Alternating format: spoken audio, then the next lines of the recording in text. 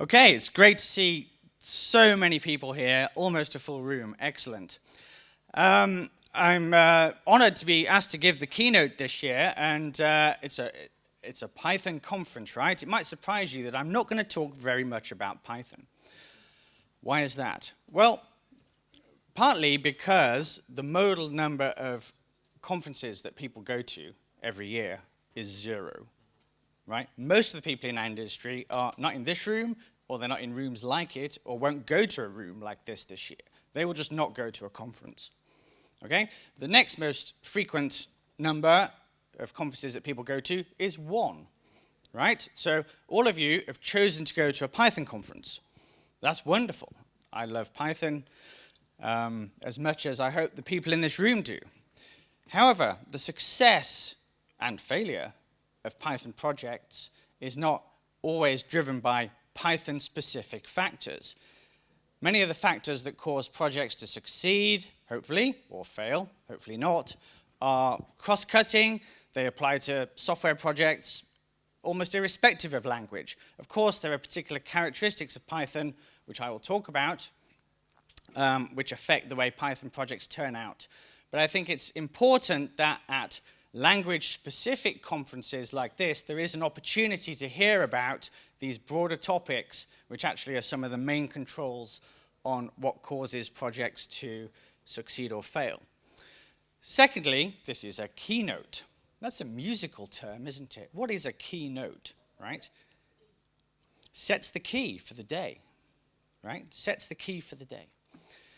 So I'm going to be talking about design today, and not design in terms of CSS and those kind of things, but how we design software.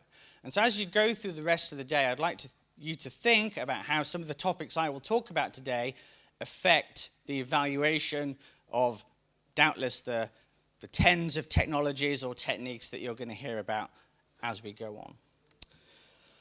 In terms of questions, if I have time at the end, I will take questions in this format. Otherwise, the hallway track, as you've heard, is always the best track at any conference. So, dancing with design. I'm going to talk about demographics and about decisions. Design is all about decisions and what kind of decisions we need to make. Python has seen the most epic success, right? It's just been incredible. What an incredible ride, yeah? And the reasons for Python's success are complicated, I think. We see that Python is used in many different areas. We had a web day yesterday, lots of talks about Django. Unfortunately, I couldn't be here yesterday. But Python has become very successful in web development. But in completely different areas, it's used in analytics. For example, people working in investment banking or finance, there's an awful lot of data analysis going on with Python. That's very different from building a Django app. It's a very different kind of software development. It causes you to build and write software in different ways under different constraints. Science. I came into Python through science. I started programming in a scientific context professionally, and then have moved sideways into kind of more pure software development. And then configuration. Lots of tools out there for configuring the systems we use. I'm thinking of tools like Ansible, right? Ansible is a Python-based tool, right? They are Python-based tools that we use for configuring other pieces of software or indeed hardware.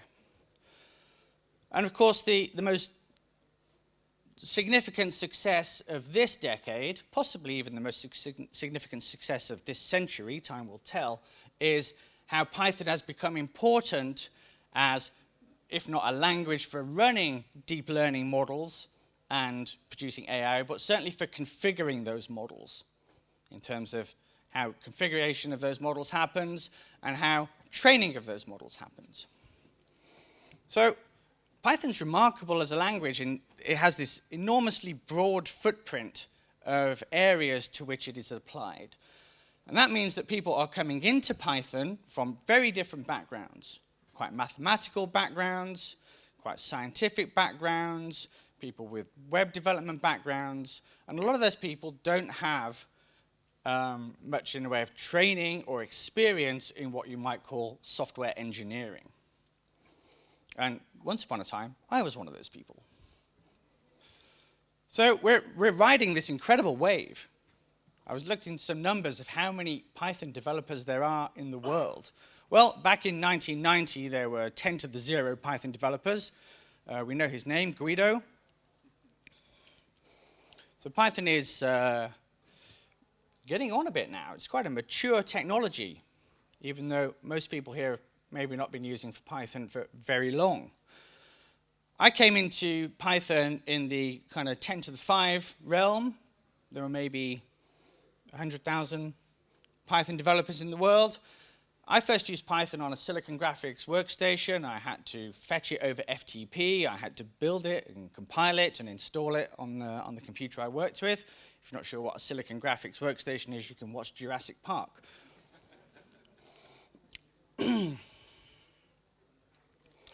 And we see this incredible exponential growth. If you look at the numbers, it's actually kind of super exponential. And one of the factors, or one of the characteristics of any system where you have this rapid, compounded, or exponential growth is that newcomers very quickly outnumber the old-timers like me all the time. When Monica was asking you to put up your hands earlier, the majority of people have been using Python for single digits of years, right? Very few of us have been using it for double digits of years, over 10 years, even fewer over 20 years. And so the fact that we have a very young constituency of people writing Python has some impact on the kind of systems we build, right? In terms of the experience those people have, the kinds of systems they're able to build in light of the experience levels they have, and other factors, as we'll see. That said, although the people haven't been around for long, as I said, Python's been around since 1990. And it's successful. And what success in our industry means is legacy, right? Legacy is a word that's often used pejoratively. It's used negatively. I don't want to work on legacy software, right? Actually, legacy is a positive word. If your software is successful, it will become legacy software. It will leave a legacy. If your software is not successful, it'll just die and people will forget about it, and it will never become legacy software. So legacy is actually a sign of success. So you should kind of embrace it and search out legacy.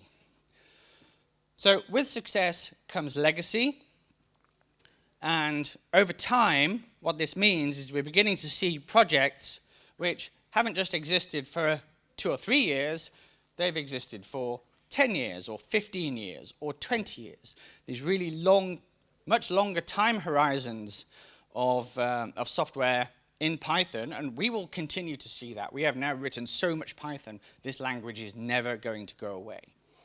I saw somebody yesterday claiming that Python will be the last programming language. If you ask ChatGPT to write you any code without specifying the language, what does it choose? It chooses Python, almost always, right? I don't think Python's ever going to go away now. It's, again, don't think of this as a negative term, but maybe it will be the new COBOL, right? Or the new Java. It'll just be there forever, and the world will run on it, right? So we have to begin thinking about how we make decisions over the long term. How can we design and build software that in a sustainable way that it is so that it is able to become legacy software? Well, every day when we're developing, every time you sit in front of the keyboard or in front of a whiteboard or however you work, you are making decisions. That is essentially your job as a programmer, is to make decisions. Some of those decisions are very tiny, right? Some of them are potentially very significant. Some of them are tiny and turn out to be significant, right? That's the trick, is knowing which is which. Yeah? So when we're working in Python, we have to make decisions all the time. right? It might be just naming a variable. That's trickier than it first appears, isn't it? Should we choose a data class or a regular class? Why? Should we build a synchronous application, or should we embrace async application? Should our front end be built in React, or should we use HTMX?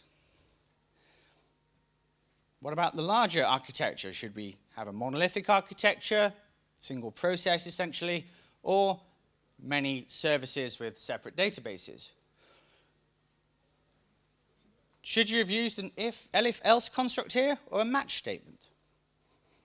Maybe you should have written your application in C++ instead of Python. That's where I started. You have a choice in how to format your code, right? You could follow PEP8, you could use black, you could just do whatever you like. Should this function be a property or just a method? What about the execution environment for your code? Should it be in Jupyter notebooks, or should it be structured as modules?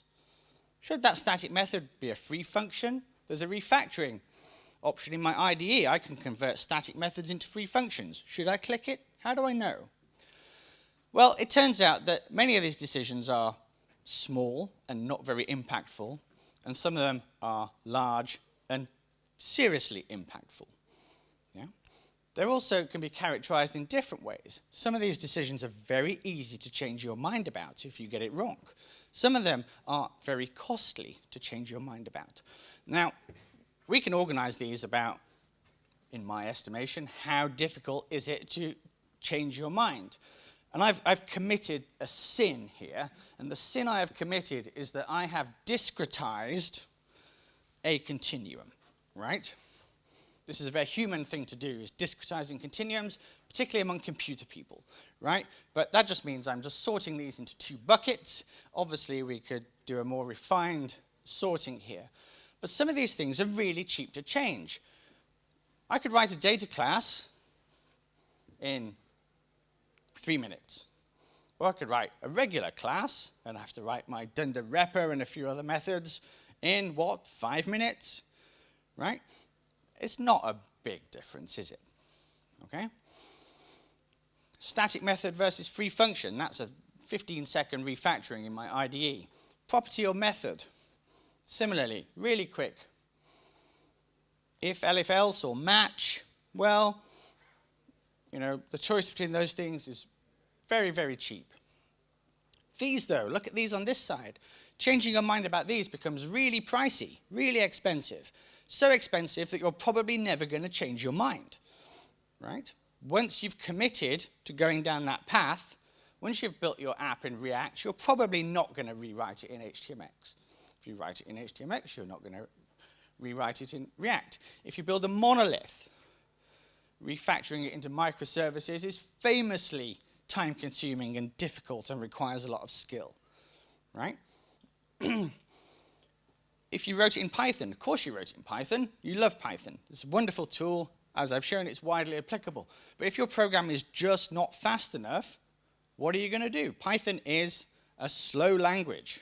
It's really slow compared to C++ or Rust or one of the other compiled languages. And yes, there are techniques you can make it go faster, but they are potentially a lot of work, and maybe you should have just made a different choice. So some of these things are much, much more costly to change. And this notion of cost of change about design decisions is really, really important. And I mentioned at the beginning I wanted to introduce some kind of look back at some of the kind of classic ideas in computing that many of you may not be familiar with. And this is really a classic idea, is this distinction between different types of design decisions. These ideas come from a guy called Grady Booch, who is retired now. He spent most of his career at IBM. And he said that all architecture is design, but not all design is architecture. So he's building up this distinction between design decisions and software or system architecture decisions. How does he distinguish? Architecture represents the significant decisions. What is significant? Significance is measured in cost of change. You need to think about how expensive it is to change your mind and invest a corresponding amount of effort in getting some of those things right. Other things, arguing about whether it should be a data class or a regular class, who cares, right? You can just change that, right? Nobody should be depending on the details of the implementation based upon which you've chosen there. You can just change your mind. If you chose a particular software architecture, then changing your mind about that could be very expensive. So cost of change, very important notion, and should guide the amount of investment you make into making decisions, and avoid you over-investing in, frankly, trivial decisions. But there isn't just changing the code or code in the system, there's other things that change as well. Who works on the code? Well, it turns out that the people working on our system change over time as well. And as the longevity, as the legacy of our systems increases from years to decades to multi-decades, that turns out to be much longer than the tenure of developers on those projects, right? So I warned you, you're going to have to put your hands up, and we're approaching that moment now. So if you've moved from working on one project to another project at any time in the last 32 years, right? Put your hand up. That's should be like everybody, right? There might be somebody here who's really old, but keep your hands up. Everybody's hands needs to be up, right? You have to play, right? Keep them up. Don't relax. Keep them up, right? Now, if that is still true for 16 years, keep your hand up, otherwise put it down. So still everybody, right? 8 years? Wow, okay, still everybody. 4 years? Almost everybody, my goodness. What did we get to? 4. 2 years. Okay, so somewhere between 2 and 4, right? We kind of pass maybe half people in the room, 1 year. Right, so we're down in the kind of dregs of people now who are changing very frequently. And that experiment, I've done this many times at conferences, and the result I get here is entirely typical, right? Between 2 and 4 years is what we've just essentially done is measure the half-life of developers with respect to a particular software project. How long does it take for half of the developers to move on from one project to another? Somewhere between 2 and 4 years. If you look at the numbers, it's about, when I did this analysis a few years ago now, it's about 3.1 years on average across the whole industry. So you are consistent with my model. And it turns out we can look at the half-life of all kinds of different entities in our systems, right? We can look at when Microsoft releases a new version of Windows, right? What's the half-life of those installs? How long does it take to replace half of the installs of Windows 10 with Windows 11? 4.7 years. How long do applications last before how long does it take to replace half of applications completely? 6.2 years. Chief executives, 7 years. Lines of code, 13 years. My goodness, does code really last that long? Yes, it does, because you don't delete it, right? You just keep writing it, right? Code is just accreting, yeah? Deleting code is so unusual that when people do it, they tweet about it, right? It's like, oh my goodness, I deleted 500 lines of code today. Congratulations, right? That's basically your job, right? People tweet about deleting code, but not so much about writing it. FTSE 100, that's the 100 largest, most valuable publicly traded companies in the UK. So 22 years, half of those will be replaced. Classes in code, the half-life is 37 years, right? You can say, how can we know that? Because the code hasn't lasted 37 years. Well, we can know that because we know how to do math, right?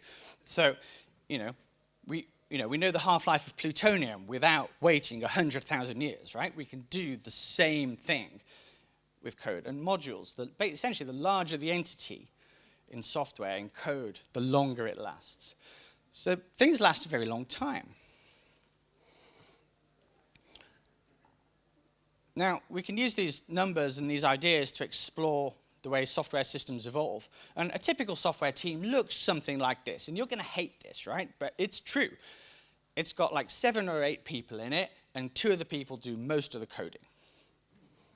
Right? That's basically how it works. And, you know, you may not like it, but there we are. That's how it is. Huh? About life. It is. Well, that's true. I agree. So, you know, code as a microcosm for life, absolutely. And you can use these numbers and you can plug them into simulations effectively. You can simulate how systems grow over time. So here's a little simulation made a while ago that shows how a code base evolves over time. The vertical height of this thing at any particular point is how much code we have, right? I've already pointed out that people don't delete code, so in my simulation, nobody deletes code. That turns out to be a good model for reality. And what do we have going on here? Well, each of these colored stripes is the contribution of one person, right? And you can see that some people contribute more and some less. So we start with nothing. Some people contribute more, like the blue person here is contributing a lot to this system. The brown person here is contributing at a lower rate to this system. That's not necessarily a bad thing. It's just I'm just characterizing what happens. Sometimes people leave, right? That's when we get a little vertical line. And to a first approximation, their contribution is then just frozen in time, right? Because nobody knows what to do with it. It's just going to stay there.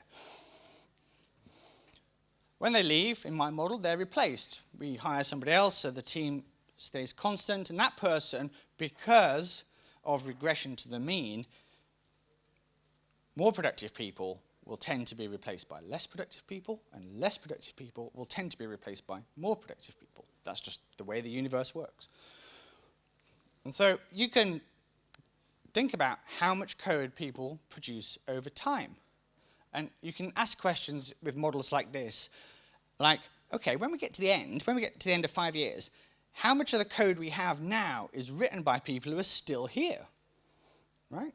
That's an interesting number to think about, isn't it? So in this model, about 37% of the code we have at the end is written by people we can actually go and talk to about how it works.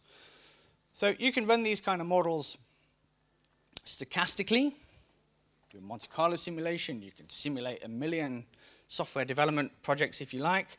Then you can begin doing statistics. So if we have a nominal team size of 7, then over 3 years, the actual team size is 11, right? Because some people will leave and some people will join.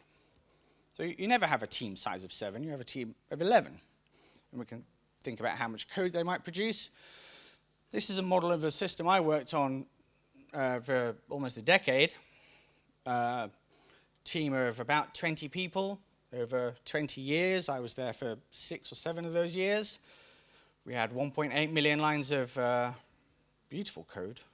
I wish that was true. But you can see how the individual contributions here, individual contributor, there's a word we use these days. You can see how each individual contribution is quite small in the grand scheme of things here. You know, the amount of impact a single person can have on a system like this is actually pretty limited, right? Unless they can persuade all the other people to go their way. And you end up with 2 million lines of code. But by the time you get to the end of this, only about 1/5 of the code that you end up with is written by people who are still there. I have a whole hour-long talk where we can talk about software process dynamics and modeling modeling software development as a process. But once you have models like this, you can begin to ask interesting questions. How long does it take to produce X lines of code?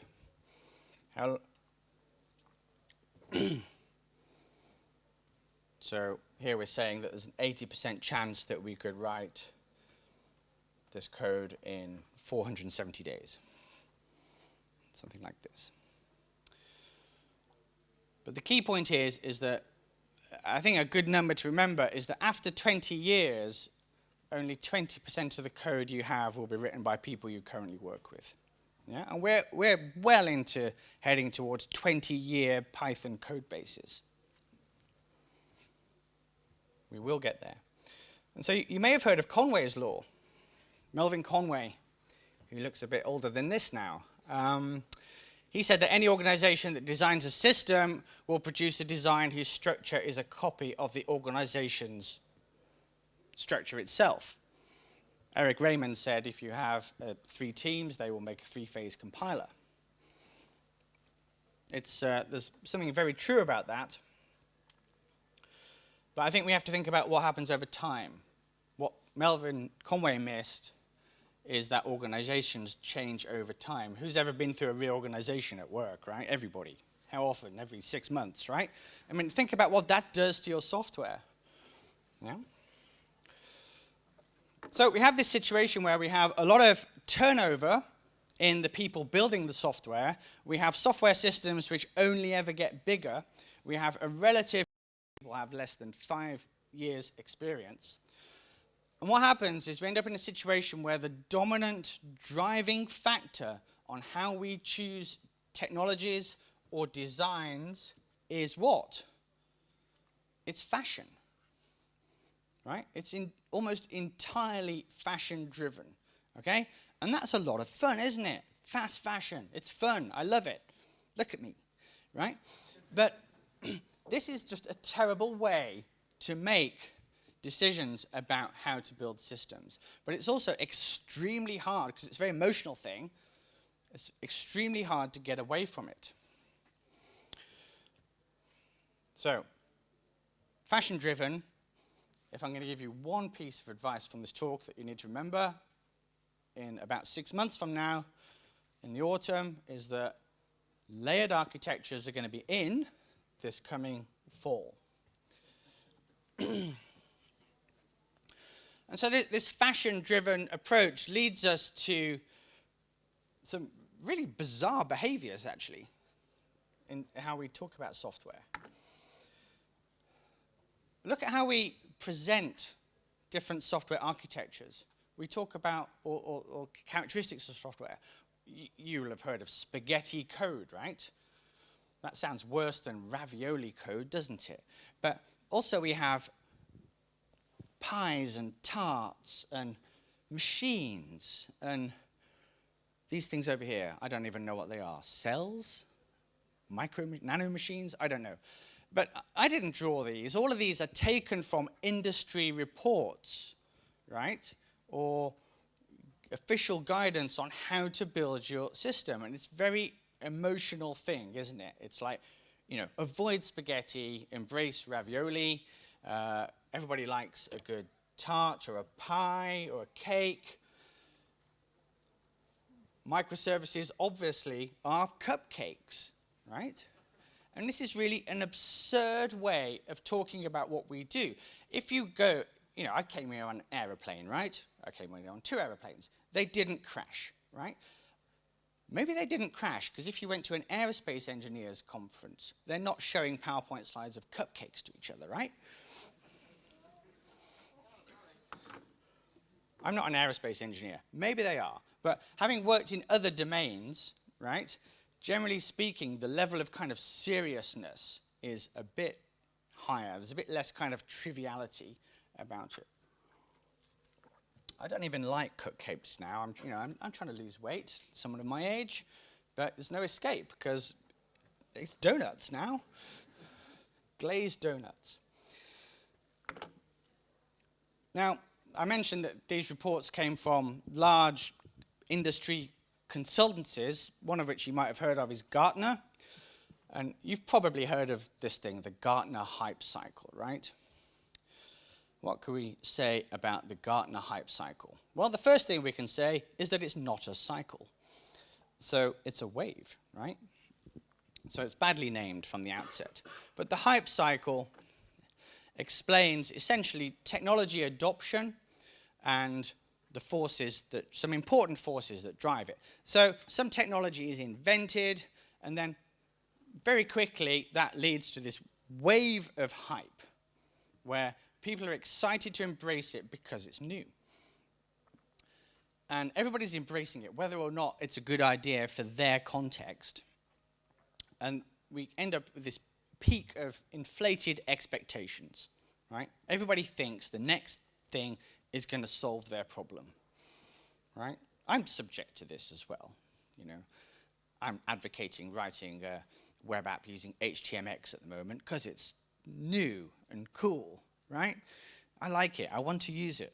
I want to feel what it's like to build an application using that technology, going back to the roots of hypermedia, right? That's me being drawn in by exactly what I'm telling you not to be drawn in by. Yeah?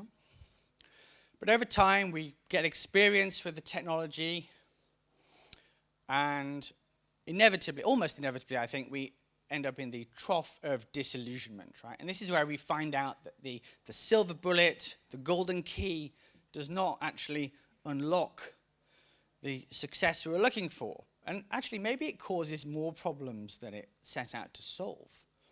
Or there were just lots of problems that came along with it that were not predicted. But then over time, and typically over many years or decades, we emerge from the trough of disillusionment.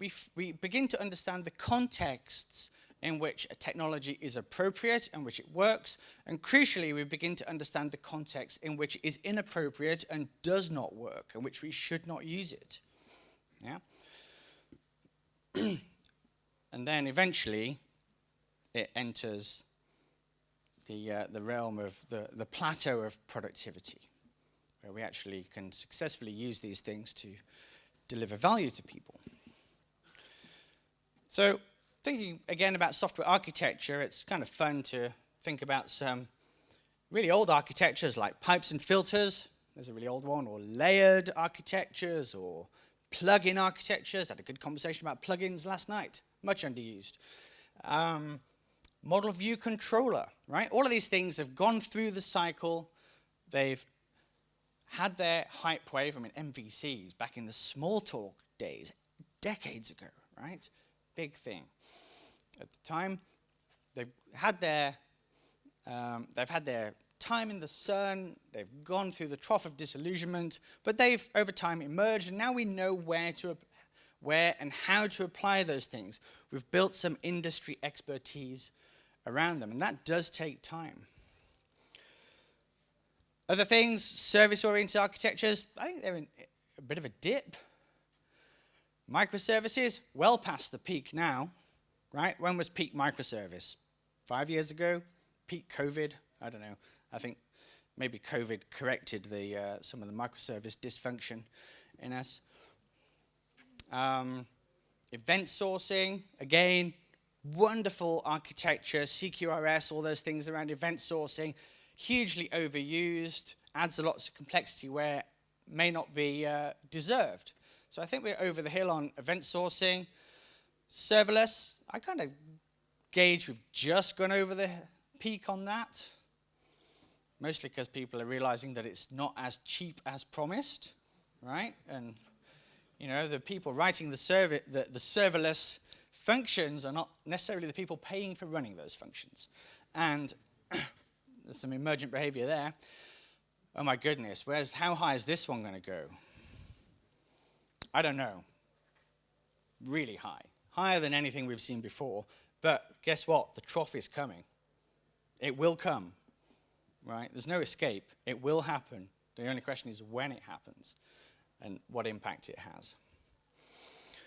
We can also put practices on here, like Agile, right? I think we're well over the hill on Agile, aren't we? You know, certainly Agile as commonly practiced, which is badly. Software architecture practices, the kind of things I'm interested in. Software architecture as a discipline became hugely unfashionable, largely as a function of Agile, actually, which was really a mistake. But I think we're beginning to realize how to apply some of the practices that we can use to design and select software architectures in a good way now. But that's 20 years after people were figuring this stuff out the first time. And some things are just destined to stay in the trough forever and never emerge, right? And that's okay. That's okay. They can just stay there. So what causes this? Well, essentially a bunch of biases. And our job is to correct for our own biases. So there's lots of biases which we're subjected to. Many of these cause us to select things because they are new or shiny. Availability cascade, right? What does that mean? That means if you go to a conference like this one and every third talk is about some particular package, you begin to think that that package is going to solve your problem, right? Even if it's got nothing to do with the problem you're solving. Yeah? So because things are more available, you begin to think they're a good idea. The recency effect. Just because something is new doesn't mean it's better. It's just new, right? Hyperbolic discounting. What does this mean? It means we tend to underestimate the costs of things that are far out in the future. We tend to look at the positive sides of things and take those into account and discount or ignore the negative sides of things. And of course, pro-innovation bias. We're just inclined to things because they're innovative. So where does all this leave the software designer? I'm going to use the word software architect, not because architect should be a particular job, role, or position, but because the kind of people who are making significant design decisions are de facto software architects, whether they like it or not, right? We tend to think of software architecture as being about structure of systems, boxes and lines, modules, relations between modules. And to an extent, it is about that. It is about structure. And we can represent structure using boxes and lines, if you like. But the boxes and lines, the structure is there for a reason. It is there to support the features the software needs. Okay? That is the reason for the structure. The structure, it's almost literally an infrastructure, right? It's a hidden structure. It's there to support things that people care about, the ability to reach some goal as a user. They don't really care about how the thing's assembled internally.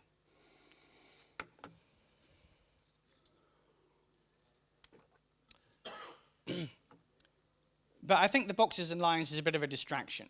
People tend to focus on the structural elements of design and architecture. Really what they should be thinking about are the qualities of systems. How do I get a system which has particular qualities?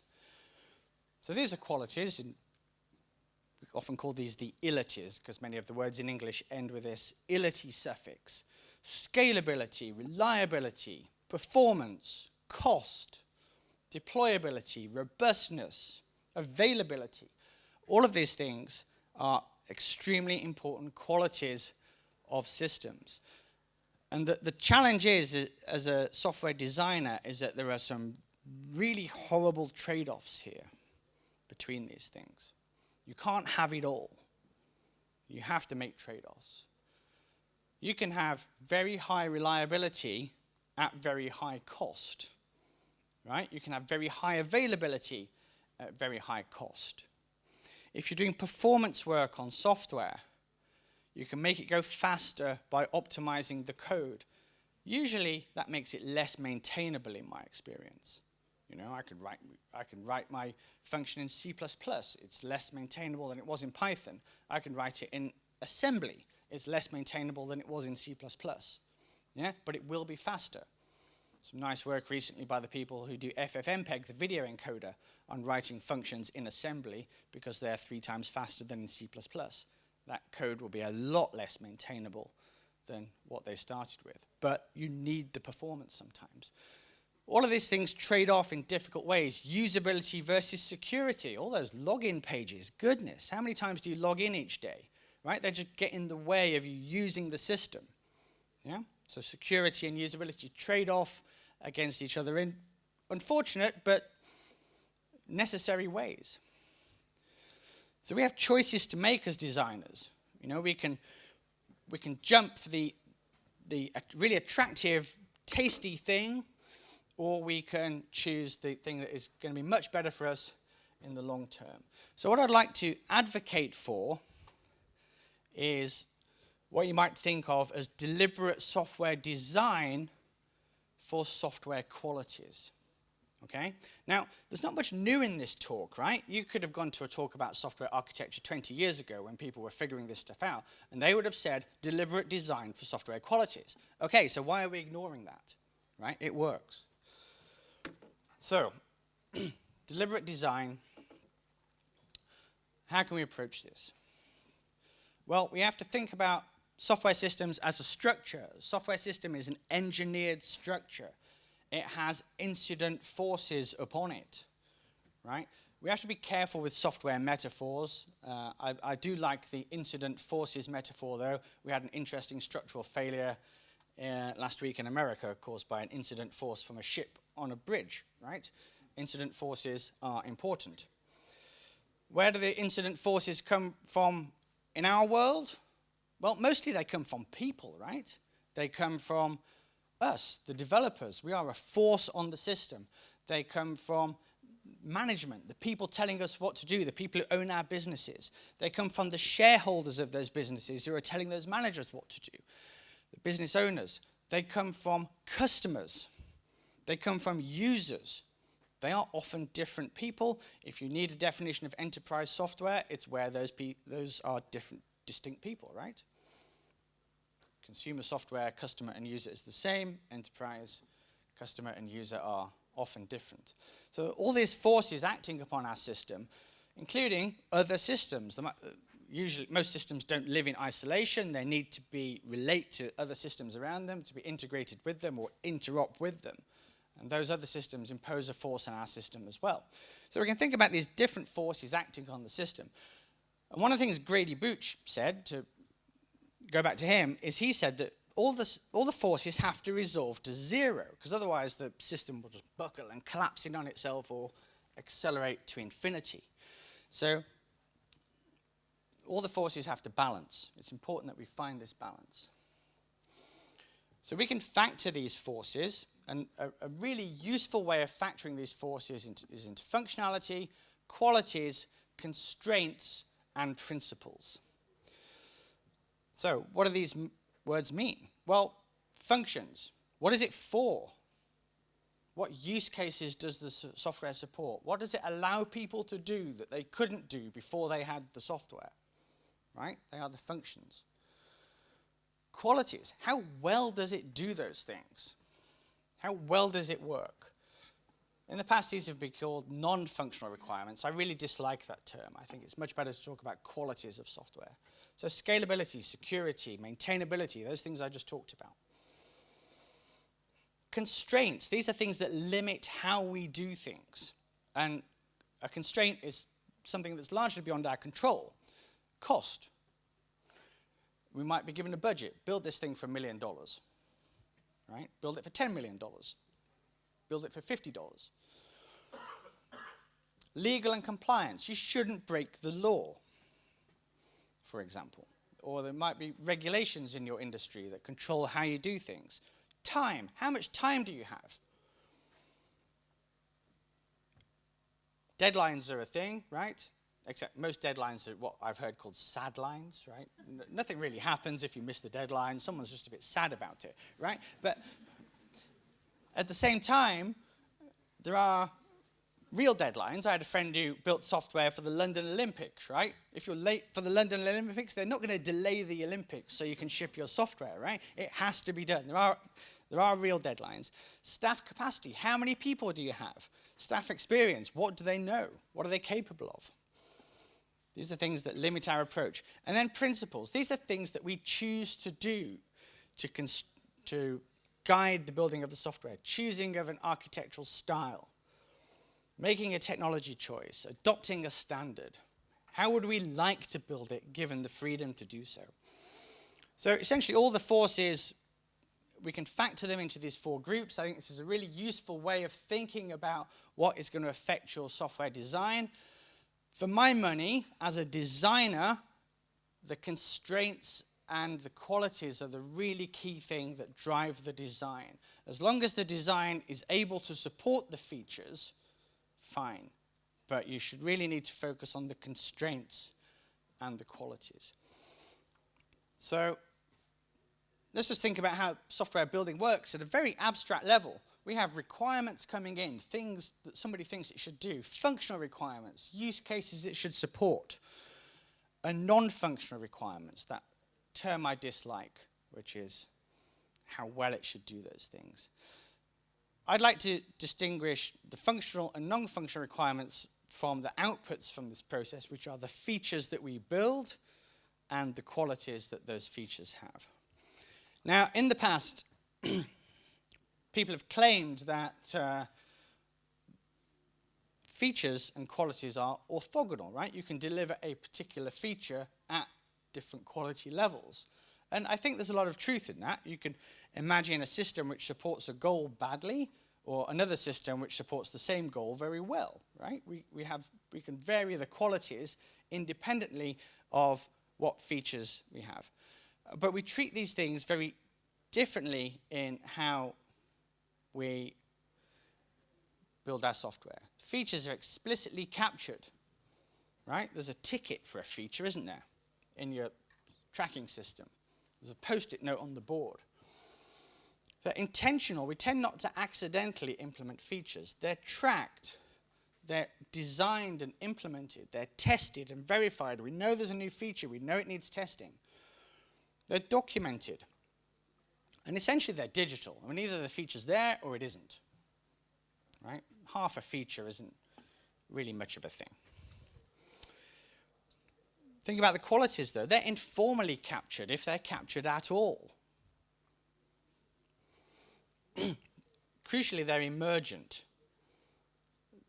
I'll come back to that word in a minute. They're untraceable, and they're retroactively addressed, which means that when they emerge in a way that we don't like, we then have to go back and fix it. We tend to monitor these things in production. Are users able to use the site to achieve their goal? Is the performance good? They're undocumented, and they're analog. We can deliver the same quality at different levels. People have claimed that these things are independent and orthogonal. I don't think they are, because you can make a system very secure by removing all of its features, for example. So they are close to orthogonal. So I used the word emergence there for the features, and I think this is a very important word. The word emergence was coined by a guy called George Henry Lewis. He's not really famous for anything except for two things: coining the word emergence and being the lover of George Eliot, author of one of the greatest works of English literature. He was a philosopher and a failure as a philosopher. But he did define emergent for us in this rather flowery 19th century language, which I'll simplify for you. He said, with emergence, there is a cooperation of things of unlike kinds.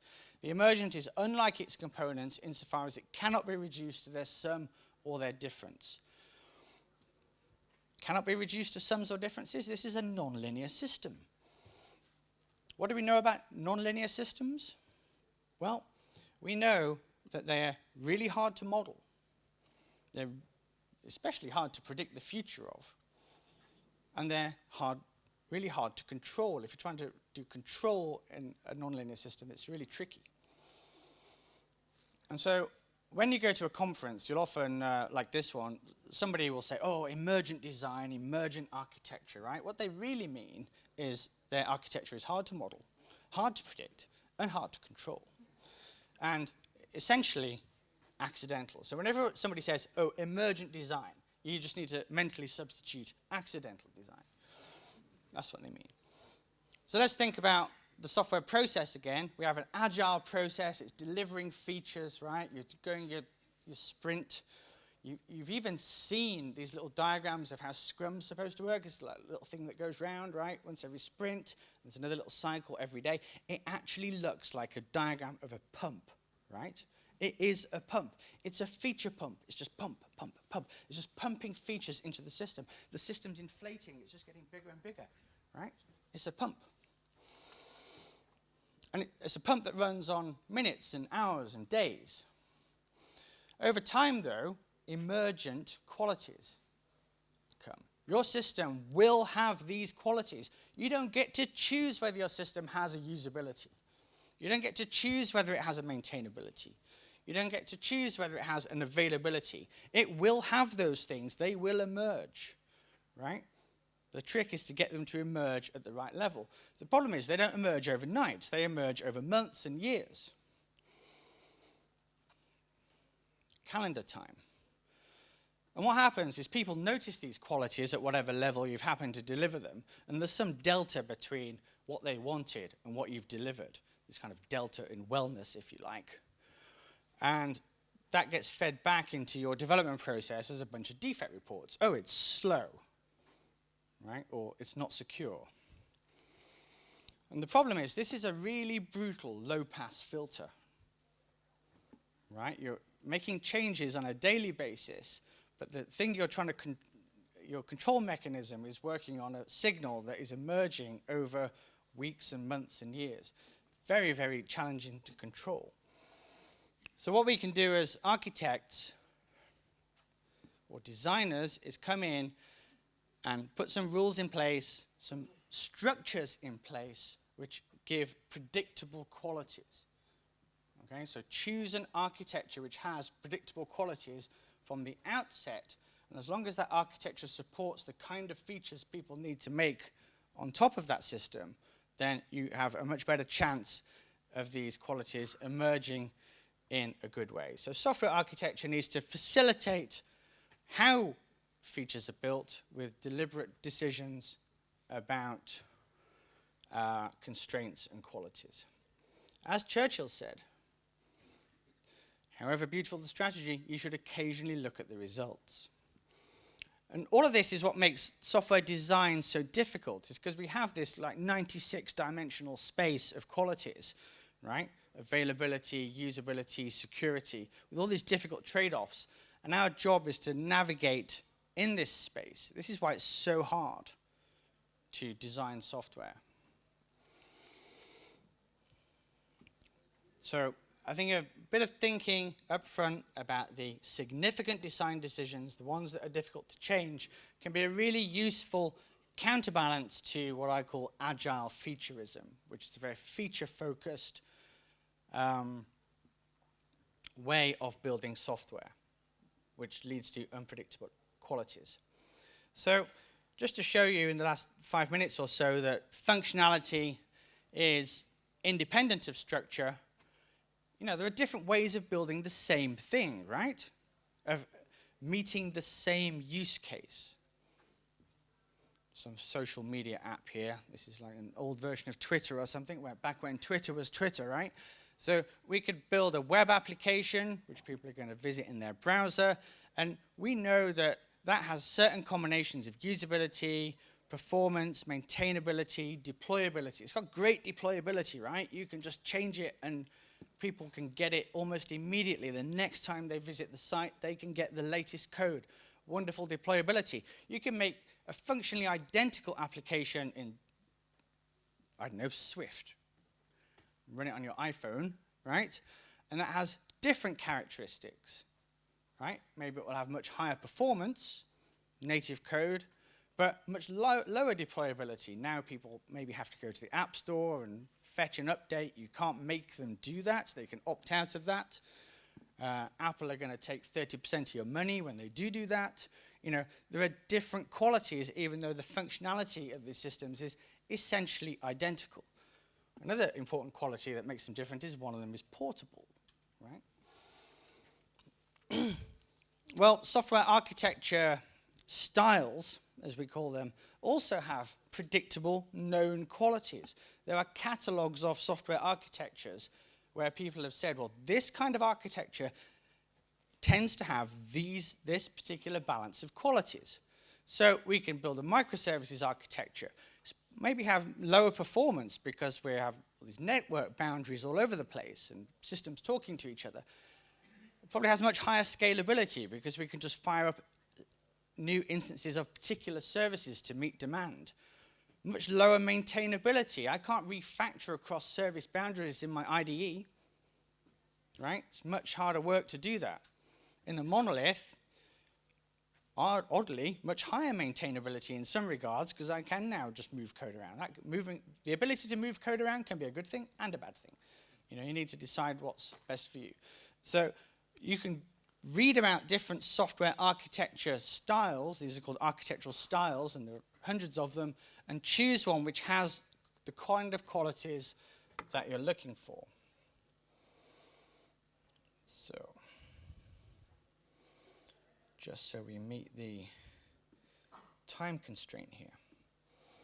So, just thinking about how we deal with software in our processes, you probably have a process that basically looks like this. There's a bunch of stuff to do. There's hopefully one thing that you're doing, right? Not 10 things that you're doing. Limit work in progress, folks. And there's some stuff that you've done. And the classic approach to dealing with these qualities in the process is to change the definition of what it means to be done, right? It's not done until it's performant or it's scalable or it's secure or those kind of things. Build the qualities into here. Make sure the change doesn't at least make the qualities worse. Problem is, it leads to this, right? People become very creative about adding columns to these kind of things, right? So it's done, except that it's not fast. And then it's done, except that it's not secure, right? And then it's done, except that nobody knows how to use it, right? So there's done and there's done. And I think changing the definition of done has really been a bit of a failure. And that's because you're retroactively trying to fix these qualities really when it's too late. Much better to go in early and choose a suitable software architecture with predictable qualities. Some of the qualities are really difficult to deal with at design time, so you need to measure them, right? You can monitor them. Monitoring and observability is a big thing now, and most of the monitoring and observability, when you think about it, is really about observing and monitoring qualities. Right. I do want to come in on time, which means now. So, as I said, anyone who's making these kind of decisions is a de facto software architect, right? If you're making these significant decisions which are hard to change, you are doing software architecture, whether it says that on your title or not. So my singular piece of advice to people who find themselves engaged in software architecture, this is the last slide, and I think if you take anything home from today, it should be this. It's one of the best pieces of advice I've ever been given, is that when you're doing software design and software architecture, don't worry too much about the features. Think about the qualities of the system you're shooting for.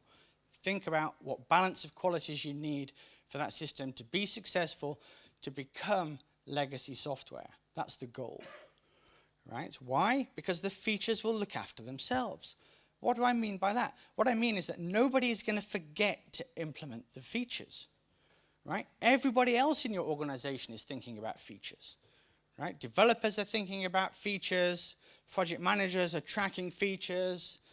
Salespeople are selling features. Nobody is going to forget the features. People are going to forget or neglect the qualities of the system. So if there's one thing that when you're approaching software design you should think about primarily and as early as you can, it's the qualities of the system. So thank you very much. I've used all of my time, so I think I'm going to take questions in the hallway track. Yeah? So it's first talk, you all need your coffee. I need my coffee. So please do come and talk to me outside. Thank you very much.